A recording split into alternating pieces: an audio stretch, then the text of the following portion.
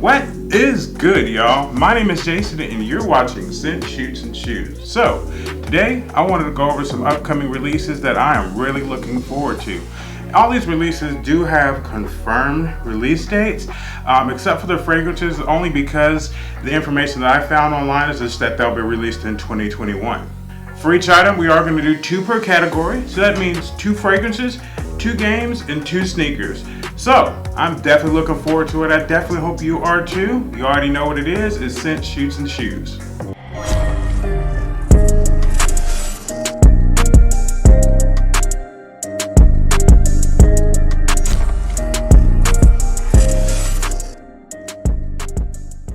Welcome back, y'all. Let's go ahead and see what new fragrances we have on the horizon. We'll just go ahead and get right into it. So first up, we have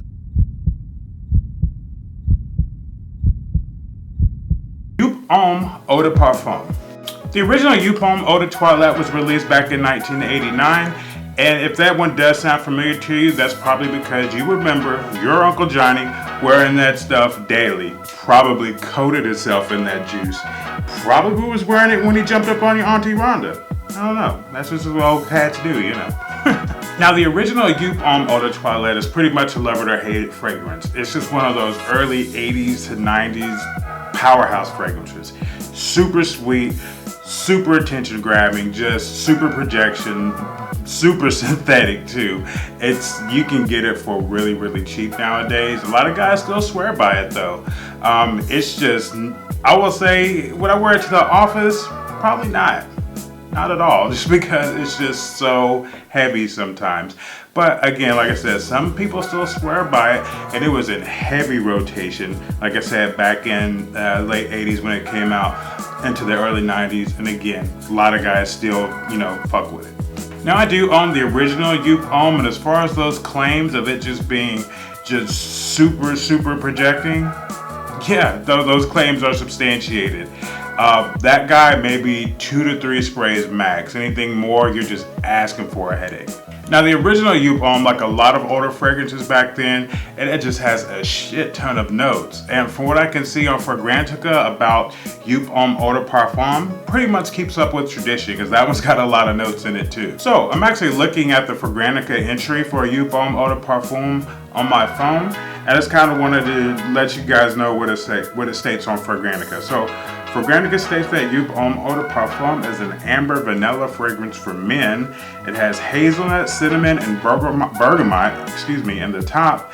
The mid contains orange blossom, heliotrope, cardamom, fir, honey, and in the base we have tonka, vanilla, sandalwood, moss, cashmere, and vetiver. Like I said, a shit ton of notes. And just looking at the note breakdown, what I'm actually hoping for, the way that they go with this fragrance, hopefully it's just going to be a more modernized take on that Eau DNA. With the cashmere and the cardamom in the mid and base, those are some really modern notes that a lot of new perfumers use. And I just want to see, hopefully, that's what they're going to do, that they're going to modernize it, round off that sharp edge a little bit that Eau is known to have. Either way, I'm still going to get it. I'm still going to check it out. I definitely can't wait for it to release. Again, that is Eau de Parfum. So now, the next one that we have coming up is one that I'm really, really looking forward to. It is Azzaro Pour Homme Cologne Intense. Now, I love the Azzaro Pour Homme line. I really do. It originally released back in 1978.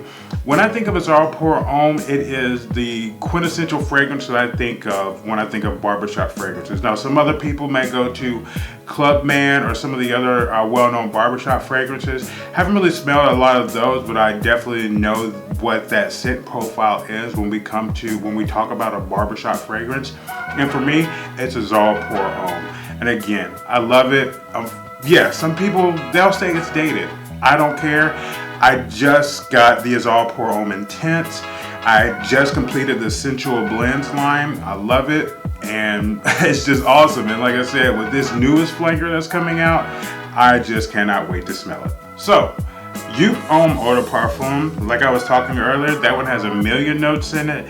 The Azzaro Pour Homme Cologne Intense It, like most other modern fragrances, it actually has 3 notes. 3. That's just a thing that a lot of newer fragrances are doing. They don't do a whole lot of notes. They just try to do simple notes, you know, one in the top, one in the mid, one in the base. And for Azzaro Parfum Cologne Intense, in the top there's lime. In the mid we have lavender. In the base we have mastic, or also called lentisk.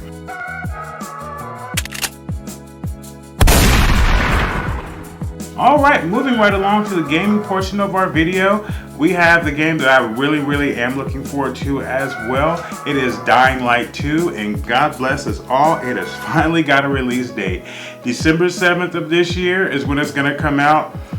Yeah, it's pretty much next year, but it technically is this year, so we're definitely going to have to wait till the end of the year. But again, it has a confirmed release date of December 7th of 2021. I don't even want to know what type of development hell this one got stuck in, but we saw some information about it at E3, I think it was 2019. Supposed to come out last year, but obviously the pandemic, you know, pushed back a lot of things. And we were hoping to get a release date last year. Obviously it came and went, didn't get anything, but we finally have a release date. Just a few, I think it was last month, they gave us a release date. And again, it's going to be December 7th of 2021. If you don't know about Dying Light, the original one, it was released way back in 2015, which seems like forever ago. But it's basically a zombie game with parkour. You honestly just have to play it to kind of get what that means, but it is what it is. It's a parkour / zombie game. This one, from what I've heard, and just basically what they've been touting it as, is just that this one is your decisions in the game is going to shape your whole environment. Now, we've definitely played those games. If you're a gamer like I am, I'll say, you've played those games where the developers, the publishers, whoever, they will tout it as, you know, your decisions are going to make, you know, the biggest difference. And then at the end of the day, it don't really mean shit. Pretty much everybody gets the same ending.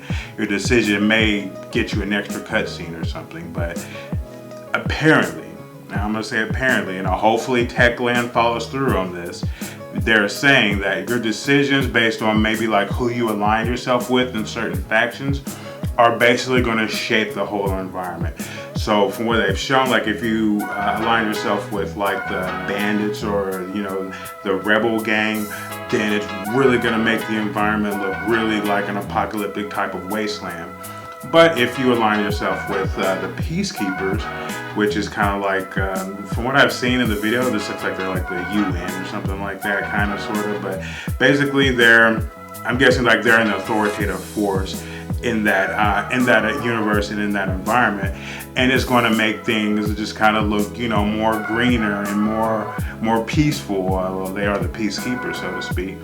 But yeah, with that being said, again, that is a carrot that a lot of the publishers do tend to dangle in front of our proverbial faces when they talk about, you know, how your decisions affect and influence the gameplay. So hopefully, I'm hoping and wishing that Techland actually came to terms with this and said we are actually going to make this work the way that we know that gamers want it to work. Regardless, I'm grabbing it. I love Dying Light, the original. It was just a whole lot of fun, especially the following DLC that they released. It was actually just a few years after the original. That one was great as well. So I love the franchise, and I'm definitely looking forward to see what they do with the next installment. Again, that's Dying Light 2. Not only if Techland can figure out what the hell is going on with Dead Island 2, I don't even think they're developing or publishing it anymore. But Dead Island 2, we need some information about it. I know earlier, I think it was last year, somebody got a hold of the source code and ended up like releasing a version of the game that they showed that basically all the work that they had did on Dead Island 2. But of course, again, that's still not an official release. It's not an official game. We need to see what's going on with Dead Island 2. Techland, if you still have it, if another publisher has it, E3 is coming up. I hope we see what's going on with Dead Island 2. I love the original Dead Island. A lot of people thought it was just campy and silly, which was kind of like the predecessor for Dying Light. But I love Dead Island Riptide. They were both good. Just please figure out what's going on with Dead Island 2. I want to play it, and I'm looking forward to it. But development hell is development hell, so who knows when we'll get that shit. So, next up coming soon is Elden Ring. No, it's not. No, the fuck it's not. Yeah, no, that's absolutely a joke. If you know about Elden Ring, then you know more than anybody else, because nobody knows shit about that game. Miyazaki, what the fuck is going on?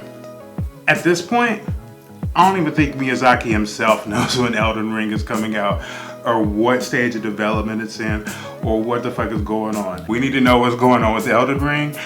E3 is coming up. Please, for the love of God, give us something about Elden Ring. Just go on. Yep, that's me. You're probably wondering how I ended up in this situation. Okay, yeah, just making sure I don't have egg on my face. So, I recorded this video earlier this day, right? And of course, you know, Murphy's Law, an actual gameplay trailer and a release date came out for Elden Ring. Who the fuck knew, right? But I've watched it. It looks amazing, and I cannot wait to play it. I believe January of 2022, so it's not really coming out this year, but still, it's got a release date. We know when it's coming out. That gameplay trailer looks amazing. And yeah, I'm going to do a separate video on that one, just kind of talking about the trailer. So, you know, I'll probably put that one up in a few days as well. So, sorry guys. Anyway, back to the video. Okay, I'm back. Anyway. The real game that we're actually talking about is Far Cry 6, which actually just got a release date of October 7th. So, a couple of months, you know, we'll see it. I love Far Cry, love the Far Cry series, and this one, oh, I'm so glad to talk about this one because it has my man, Mr. Bugging Out himself. Y'all know him as Gus Fring, Breaking Bad. No, that's Bugging Out from Do the Right Thing. Mr. Giancarlo Esposito. Moff, yeah, probably also, you also know him as Moff Gideon from The Mandalorian, but to me, that is Bugging Out from Do the Right Thing. Again, Giancarlo Esposito, amazing actor, super underrated, maybe the hardest working man in Hollywood that he just people don't give him the credit. Let's give Giancarlo Esposito his flowers right now. Sir, if you're watching this, or if anybody who knows him is watching this, you're an amazing actor. I've always loved your work, and I'm definitely looking forward to see you in Far Cry 6. Now, an argument can be made that Far Cry, as a series, is pretty much a cut and paste series at this point. And to that I say, yeah, you're pretty spot on, unfortunately. It's pretty much raid this camp, overthrow this tyrant, hunt these animals, wash, rinse, repeat, yada, yada, yada. It's been like that since I started playing Far Cry 3, 4, and 5. Yeah, it pretty much just, it is a wash, rinse, and repeat, cut and paste type of series right now. But honestly, you know what? I think with the inclusion of Giancarlo Esposito, it's going to change that. The way that some of the trailers are looking right now, I haven't seen any actual gameplay. If there's any gameplay videos, I'll put them in this video. But right now, I've just only seen the trailers, kind of like a cinematic opening. Looks like you're more than likely in a Latin American country. Again, he's probably some type of tyrant. Playing, as far as Giancarlo Esposito playing the villain as some type of tyrant, and yeah, it's hopefully it's not the same old. I mean, Far Cry, even though it does have that wash, rinse, repeat feel to it, the story is always good. You know, the story when you're coming with it, like, and the villains are what makes Far Cry. Pagan Men was good. A lot of people was just like, you know, Pagan Men here or there. Vaas, yeah, Vaas. If you play Far Cry 3, you know Vaas. He's probably one of the best villains in gaming that I can think of, in modern gaming that I can think of. Vaas did an excellent job. Joseph, for Far Cry 5, it was good. You know, the whole mythos that he created was a bigger star of that. But yeah, they were all good. And as far as the villains are concerned, the villains do make Far Cry. And again, Giancarlo Esposito, with him being the main villain, I think this is probably just going to be an outright banger. Again, that is Far Cry 6 dropping on October 7th of 2021.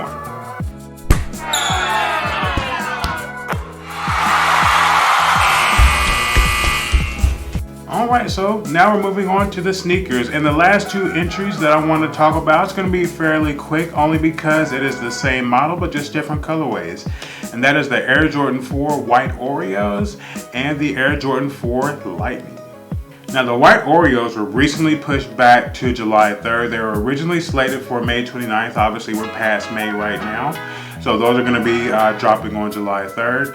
And the Lightnings, they're actually going to be dropping in August 28th. So right around the end of August is when we'll see the Lightnings drop.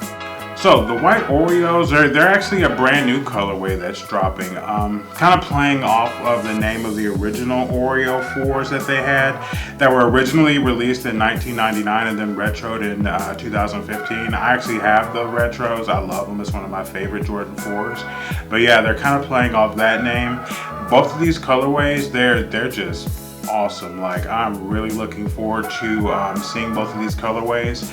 The AirJordan 4 is my second favorite Jordan, right behind the 3s. So the Lightnings are the other half of the Thunder and Lightning pack that were originally released back in August of 2006.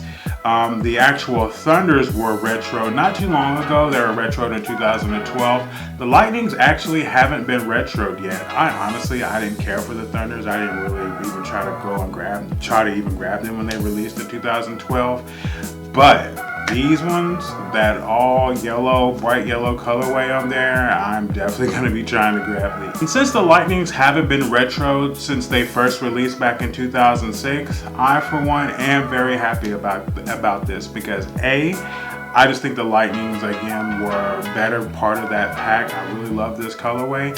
And B, yeah, fuck them resale prices. You people charging or asking for 2 racks, 2 bands on them Lightnings on StockX and stuff. Somebody's gonna pay it. I'm not gonna do that. No, that ain't me, G. So I'm glad they're re-releasing those. I mean, they'll probably bring the price down, whatever. If you're into the resale game, no shade, that's fine. I'm just not paying that much for a shoe. Are they dope? Yeah. Are they $2,000 dope? No, sorry, G. It ain't like that. But at least for me, it's not. You guys out there, y'all may do that. I'm not even hating on y'all. I'm not gonna pay 2 racks for a shoe. I better be able to plug that thing in and, you know, have a good time to pay 2 racks for a shoe. You know what I'm saying? Nah. Regardless, I love the 4s. I'm really hoping that I can grab both of these pairs because I know they're going to be highly sought after. They both already are receiving a ton of hype online. So yeah, the 4s, the Lightnings, and the white Oreos, really looking forward to both of those.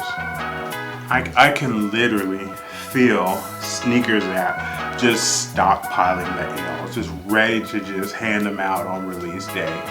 Just backing up the truck. Come on, right there. Yep, bring it in. Let me see that invoice. Yes, we have about 10,000 L's here. Yeah, that should do it. Yeah, we're gonna hand those out on release day. And yeah, everybody's gonna get one. There's gonna be a couple people. How many W's we got? Oh, we only got about 20, about 50. That's fair. Something like that. That's fair. But now the L's, we need a bunch of them. We gonna need a whole lot of them L's. So that'll do it for this video, guys. I'm really looking forward to all of these releases. What I'm not looking forward to, though, is the emptiness my pockets will face soon after. And of course, if you like this video, you want to see more of this content, you want to tell me about some of the new releases that you may be looking forward to, whether it is fragrances, games, or sneakers, you know what? You know what I'm about to say. Do us a favor, go ahead, like, comment, and subscribe, and share this to your respective social media platforms so we can go ahead and grow this channel. And as always, I appreciate all of you guys' support as I leave you with these words. If you're anything like me, you may love a lot of things, but none of that matters unless you truly love yourself. Take care of yourself, take care of each other, and remember, smell great, have fun, and stay fly. See you guys next time.